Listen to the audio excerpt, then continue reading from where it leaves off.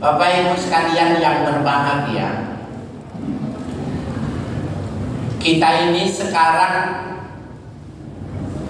Maulid Nabi Sallallahu Alaihi Wasallam. Salah satu yang ingin kita bicarakan, ada nggak sih keuntungannya orang yang membuat Maulid Nabi?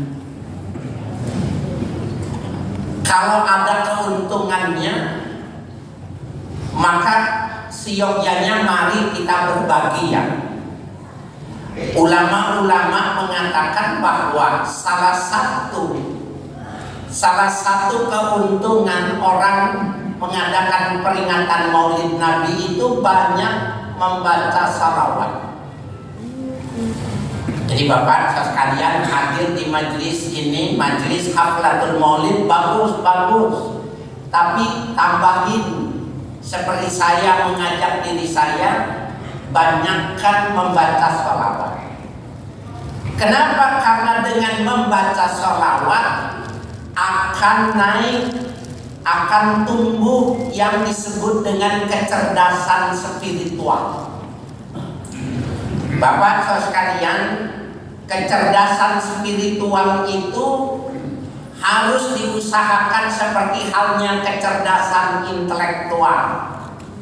Kita sekolah dari TK dulu, kalau sekarang malah ada bimbel. Apa sebelum TK itu apa? PAUD. Ya, ada SD, SMP, SMA, S1, S2, S3. Itu adalah bagaimana caranya meninggikan intelektual. Bapak, orang kalau pinter intelektualnya tapi tidak pinter spiritualnya, jadi kacau. Saya kasih contoh di sini di Masjid Masakin ini dekat sama Polsek nih Pak, dekat sama Polsek. Tapi suka ada maling. Maling apa? Sendal. Tuh maling sendal kalau ketangkap pasti dua. Yang pertama, maling itu pasti orang miskin. Yang kedua, maling itu pasti pendidikannya rendah. Itu udah pasti. Tapi kalau koruptor ketangkap, pasti dua juga. Dilakukan oleh orang kaya dan pendidikannya doktor. Pendidikannya sekurang-kurang magister. Nah, Bapak sekalian, bahkan profesor doktor ketangkep, bahkan perguruan tinggi Islam di Sulawesi ternyata sebagian space kamarnya itu dipakai buat nyetak uang palsu. Kenapa? Cerdas, tetapi tidak ada kecerdasan spiritual. Subhanallah, Bapak Ibu sekalian yang berbahagia, ya, Sayyidina Ali bin Husain bin Ali, cucu dari Rasul, beliau mengatakan alamatu ahli sunnah kasratus sholawati ala nabi. Orang yang bisa menghidupkan sunnah itu, tandanya dia menghidupkan sunnah itu banyak membaca sholawat. Allahumma sholli wa sallim wa barik alaihi. Nih saya lihat ibu-ibu lebih banyak keroyokannya ini. Ya, Bapak Ibu sekalian yang berbahagia, ibu-ibu termasuk perlu dicerdaskan nih Bapak. Istri Bapak ini harus perlu dicerdaskan spiritualnya. Kalau kecerdasan intelektualnya saya yakin dia pintar. Kehidupan ibu-ibu ini perlu yang namanya skincare. Apa tuh Pak skincare? Saya juga ngapalin 3 hari baru ingat nih skincare. Bersih buka. Lihat tuh. Kenapa skincare itu perlu? Supaya glowing. Betul ya? Benar apa betul? Bapak Ibu sekalian yang berbahagia, orang yang ingin skincare supaya lembab, supaya kencang, ya, supaya menarik ketuaan hilang, maka dia perlu serum. Serumnya itu bapak sekalian, karena dia cuma pintar, maka dia cari yang mahal. Cari yang mahal, tidak penting apakah itu mahal, beresiko atau tidak, halal atau tidak. Maka bapak ibu kita bisa lihat ibu-ibu yang menggunakan serum untuk menarik supaya kulitnya itu lembut, supaya kulitnya keras, kencang lagi, nggak perlu operasi pakai benang, pakai suri, pakai serum itu suntik, maka pipinya kencang. Maaf nih bapak sekalian yang pengen bibirnya seksi, maka ditambah digangat dengan serum. Maaf bapak ibu sekalian, saya masalah ini sudah masalah umum. Kalau sudah punya anak, pengen bagian tertentunya kendor supaya kencang lagi, suntik lagi kalau dia tidak mau operasi. Tetapi dia tidak baca bahwa dalam skincare bahwa serum yang dia pergunakan itu adalah katalisasi dari pankreas babi. Nih, istri kita nih Pak harus dikasih tahu kalau beli skincare yang mana. Bapak saudara sekalian, ibu, ibu bisa bayangkan kalau sekadanya serum yang digunakan itu di pipinya babi, kalau yang digunakan serum di bibirnya babi, di buah dadanya serum kenceng tapi babi. Kalau suami ibu gaulin ibu malam-malam berarti tidurin apa? Babi.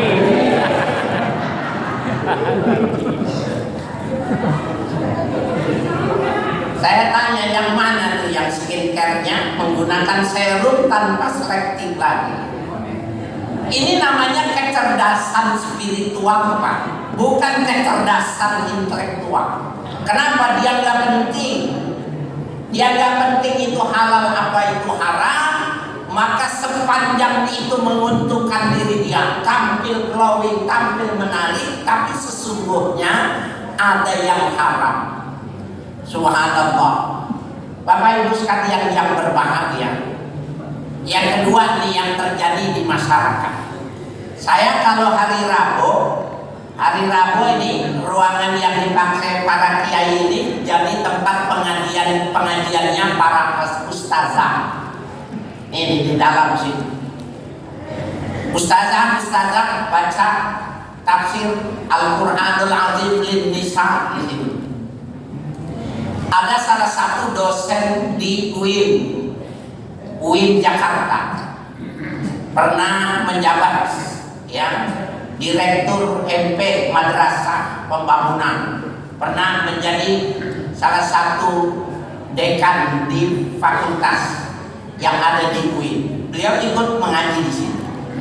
Orangnya karena dia dosen, maka dia tidak pernah bolos. Dia tidak pernah terlambat. Suatu saat dia datang terlambat. Karena dia datang terlambat, dia merasa gak enak. Dia bilang, mohon maaf Ustaz, hari ini saya terlambat. Oh iya, gak apa-apa Ustazah, saya manggilnya Kaji, gak apa-apa Kaji. Ini gara-gara anak saya Ustaz. Kenapa anaknya? Pagi tadi dia sudah layan teman akrabnya, bapaknya meninggal. Sekarang siang dipanggil lagi dia di sana karena mau musyawarah bagaimana menguburkannya. Loh kan penguburan gampang. Sandiaga Al-Azhar, Garden Hospital, mau di mana? Di taman, di Taman Kusir banyak. Bukan begitu Ustaz. Ayahnya muslim, ibunya muslim, sama seperti kita sholat, puasa. Tetapi ketika mau meninggal, bikin wasiat meninggalnya minta dikremasi. Saya tanya, kremasi diapain? Bakar. namanya doang bagus, diobong, dibakar. Lalu gimana? Karena dia yang memberitahu, maka saya mengeksplor. Lalu kenapa? Gila Ustaz, anak sekarang, keputusan anak sekarang, alasannya ingin berbakti, memberikan kebahagiaan kepada ayahnya, maka ayahnya dikremasi. Cuma yang jadi masalah, Bapak Ibu sekalian, orang Islam kalau mau kremasi, nih saya tanya dulu, Bapak ada yang mau dikremasi Pak? Ibu ada yang mau dikremasi?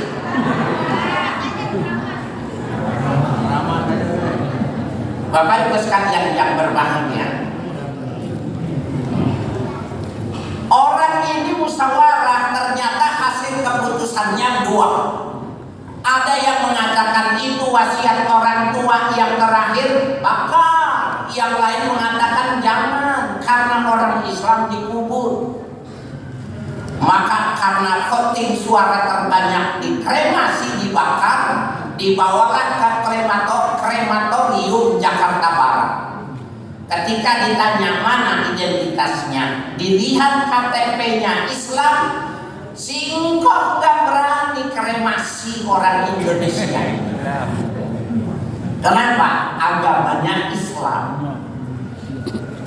Bapak Ibu sekalian, anak sekarang enggak pusing-pusing datang ke RT, ke RW, ke kelurahan minta sabu. KTP orang yang sudah meninggal dimurtadkan oleh anaknya dulu, diganti agamanya supaya bisa dikremasi. Gendeng.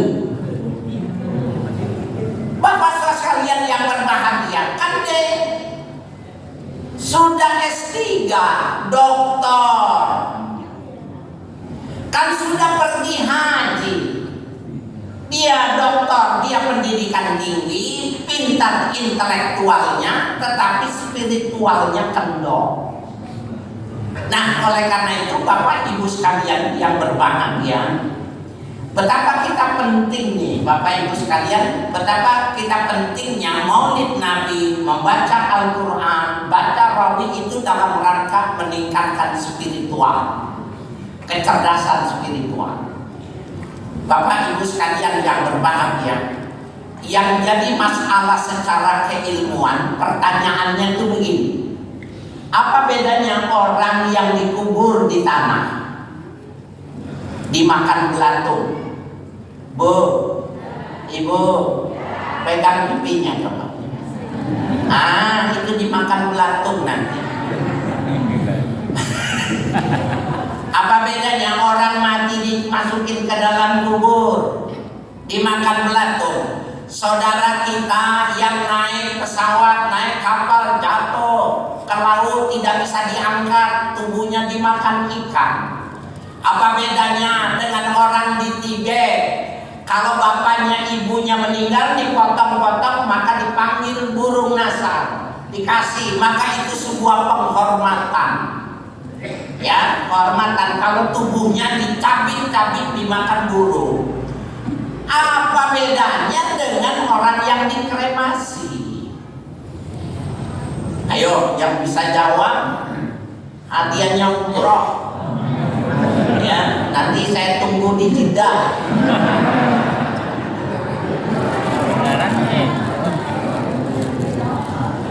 Udah datang belum penceramah? Terus Pak. Terus Bu. Gua kirain Pak Isa penceramah. Ya, lan masalah, marhaban, silakan. Bapak Ibu sekalian yang berbahagia, tadi ngomong apa nih? Kita terus kecerdasan spiritual. Kremasi. Orang yang dikremasi, Bapak Ibu sekalian, kalau orang tubuh manusia itu dikremasi, dibakar, saya tanya, ada yang tahu nggak berapa api, derajat api, berapa panasnya api untuk membakar tubuh orang? 670 derajat Celcius sampai 1250. Jadi kalau yang gemuk Yang besar itu sampai 1250. Kalau yang gini-gini mah ini mah 600 langsung angus. Subhanallah. Yang repotnya lagi Bapak, orang ini meninggal bikin wasiat. Menurut pemahamannya bahwa kremasi itu ada di dalam hadis dan itu dicontohkan oleh Rasulullah Sallallahu Alaihi Wasallam. Buyang enggak? Orang salah tapi bilang ada dalilnya di Al-Quran. Mana dalilnya? Bapak nanti bisa googling ya. Ada hadis riwayat yang diriwayatkan oleh Imam Bukhari, Imam Muslim, Imam Ahmad Ibnu Hanbal, dan hadis yang diriwayatkan oleh Ashabus Sunan. Nabi ketika sedang duduk semacam ini, Nabi memberikan penjelasan begini. Kana rajulun man kana qablakum.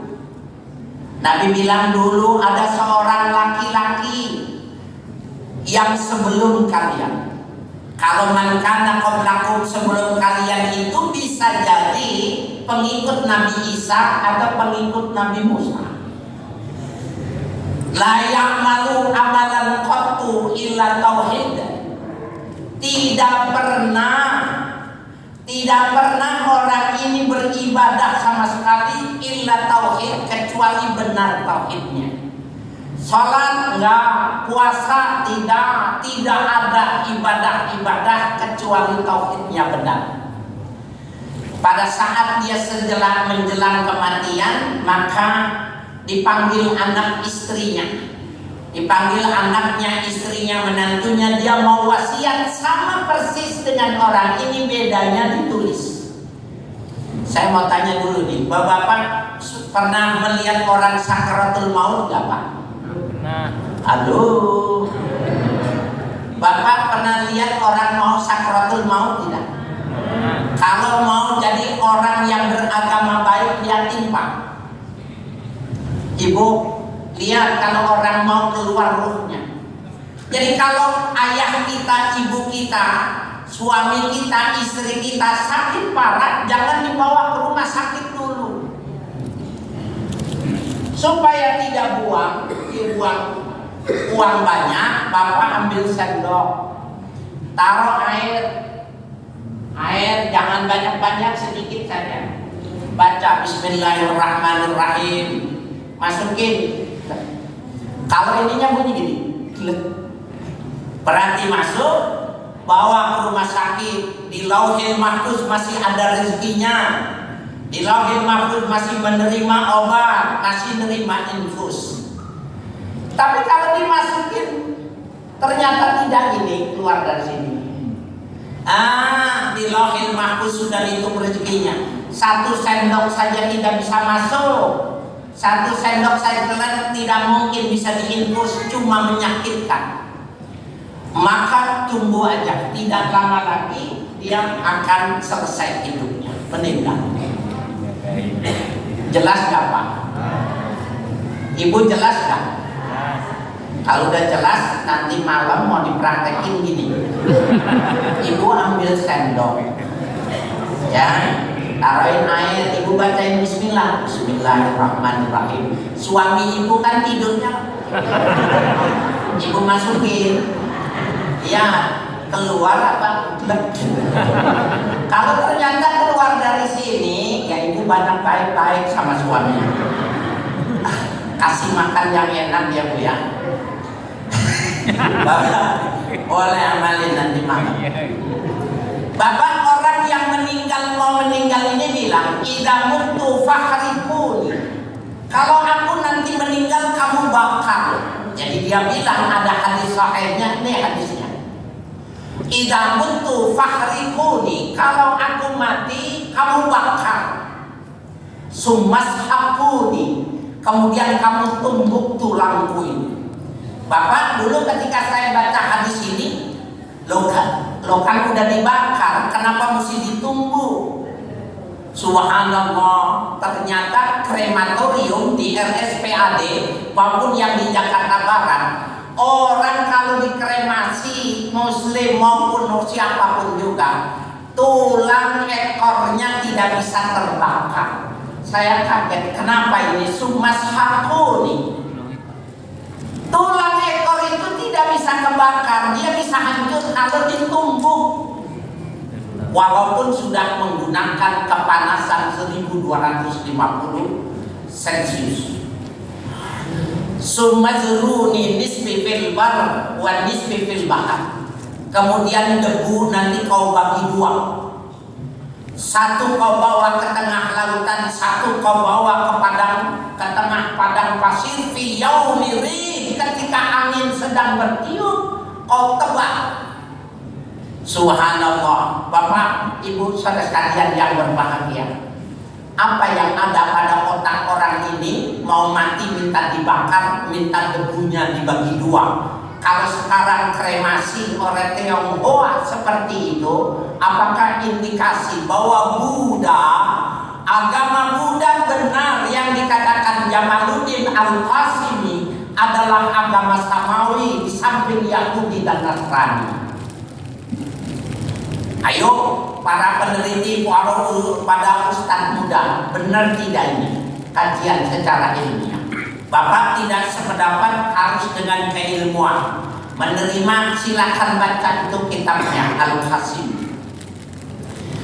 Hadirin hadirat sekalian yang berbahagia,